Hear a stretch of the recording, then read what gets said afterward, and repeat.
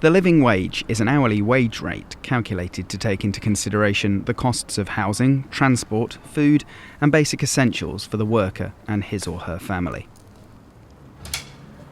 We're in London's East End to speak to Mgr John Armitage about the history of the living wage. Mgr Armitage takes us to Victoria Dock, where working conditions in the late 1880s led to the Great Dock Strike as the dockers fought for what was then called a just wage.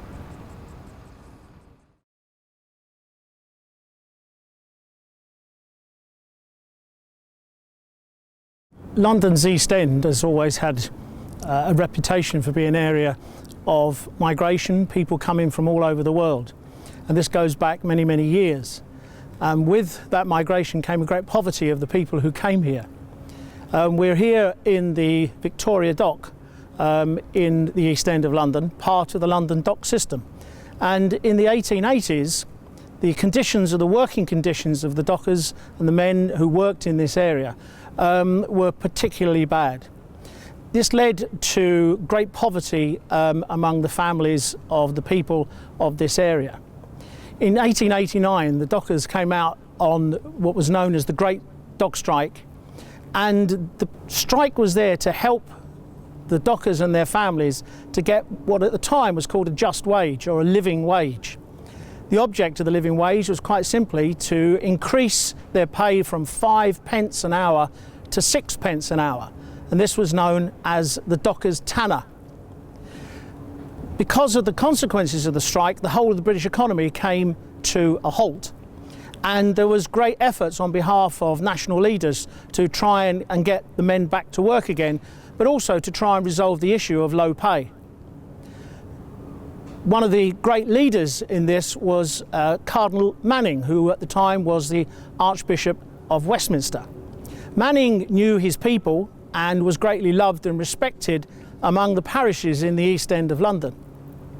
And it was Manning who worked both with the dock managers and the men who were on strike to try and come to some sort of solution. The consequences of this is that the dockers' tanner, 6 pence an hour, what was then a living wage, came about, and great credit was given to Manning at the time. This is known locally as the Cardinal's Peace, because of the way that Manning worked so hard to bring about a resolution of a decent pay for these people. One of the great consequences of Manning's work, of course, was that he influenced other people to recognise the importance of a fair day's pay for a fair day's work. And one of the people who was greatly influenced by this at the time was Pope Leo XIII. A few years later, Leo XIII wrote the first of the social encyclicals of the Catholic Church, called Rerum Novarum, on the condition of the working classes. Here in the East End of London, we like to think, and I think there's a very good reason for thinking, that one of the foundations of Catholic social teaching came from the engagement of Manning with the local men who were on strike, and how working together and with respect for labour, respect for working people, Cardinal Manning and these men helped to produce what was the first example of the living wage. His work then inspired the Pope, and as part of that we have the beginning of Catholic social teaching, which we celebrate today. We now move on over 100 years to the same place, but now the London docks are a very different place. As you can see, there are no ships, plenty of water, but no ships. And what's left are these great cranes and just empty water.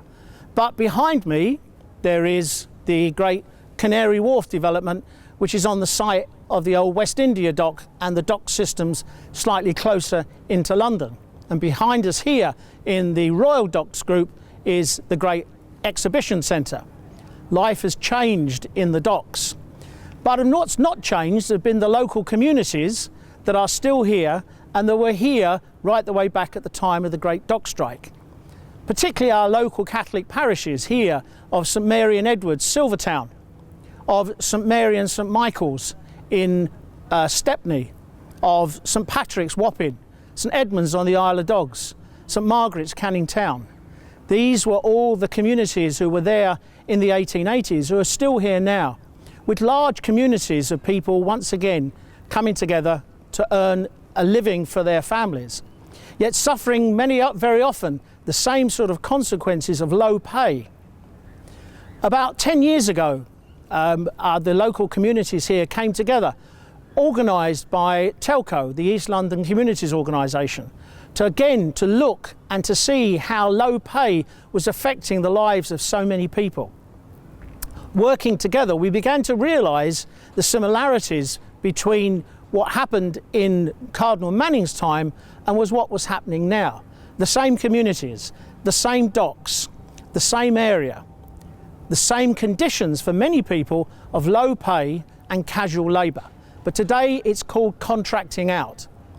We recognise that the problem of living on a minimum wage in London is just impossible for a family. And the consequences of that problem of living on that minimum wage means great problems to bring up families within a low pay economy. And so, working together with other communities, not just the Catholic ones, but different faith communities, trade unions, schools, tenants associations, we've come together to work now on what is one of the most vibrant campaigns in London, a campaign of the living wage. And the consequences of that is that the lives of so many ordinary people, very often people working in unskilled jobs, their lives have been changed because of the work that has been done to bring together a living wage. That living wage now is spreading across London and improving the living conditions and helping families to actually be able to live a decent life. The Living Wage campaign has its roots very much in our Catholic history here in London. The living wage was very much the inspiration for Cardinal Manning when he supported the poor dock workers and their families in the docks in the 1890s. And it is today a great inspiration for the Catholic bishops of England and Wales who wish that the living wage become very much a part of all of our Catholic institutions, schools and parishes and charities across the country. We sit here at the place where it all began. Today, we continue that great work inspired by Manning and Catholic social teaching and Pope Leo XIII's first encyclical. And today, we take up that inspiration to work for the living wage for the people and the families of our present time.